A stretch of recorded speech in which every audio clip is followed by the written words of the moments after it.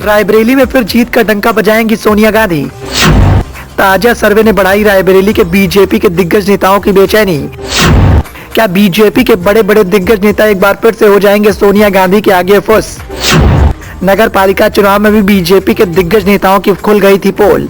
रायबरेली की सियासत में हमेशा से गांधी परिवार का दबदबा देखने को मिलता है और इसी के चलते रायबरेली को गांधी परिवार का गढ़ कहा जाता है। लोकसभा चुनाव की नजदीकियों के बीच में एक बार फिर से रायबरेली की मौजूदा सांसद सोनिया गांधी अपने पुराने किले यानी रायबरेली लोकसभा सीट से ताल ठोक सकती हैं।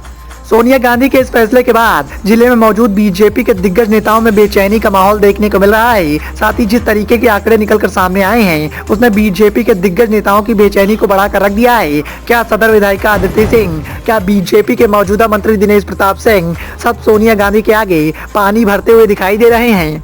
एबीपी न्यूज और सी वोटर के सर्वे में चौंकाने वाली हकीकत सामने आई है। इस सर्वे के मुताबिक रायबरेली की लोकसभा सीट पर एक बार फिर से सोनिया गांधी जीत का डंका बजाती हुई नजर आ सकती हैं। इस सर्वे के बाद जिले की सियासत में बीजेपी के बड़े बड़े योद्धाओं की बेचैनी बढ़ती हुई दिखाई दे रही है। हालांकि नगर पालिका के चुनाव में ही रायबरेली की सियासत में गांधी परिवार का दबदबा देखने को मिल गया था।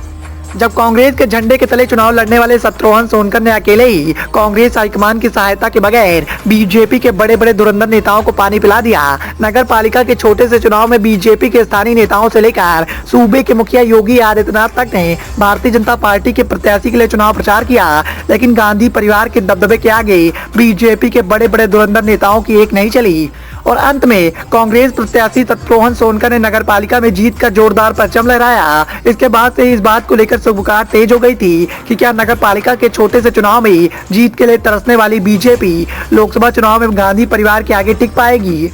और अब सर्वे के आंकड़े जिस तरीके के निकलकर सामने आए हैं इसके बाद जिले में मौजूद भारतीय जनता पार्टी के मौजूदा मंत्री दिनेश प्रताप सिंह से लेकर सदर विधायिका अदिति सिंह तक का वर्चस्व लोकसभा चुनाव जीतने से जुड़ गया है। अब देखना यह है कि क्या गांधी परिवार के आगे पंचवटी के सरताज दिनेश प्रताप सिंह अपनी हुकूमत को जिले में कायम रख पाएंगे या बीजेपी को एक बार फिर से मायूसी का सामना करना पड़ेगा। Bureau report, the noise of India.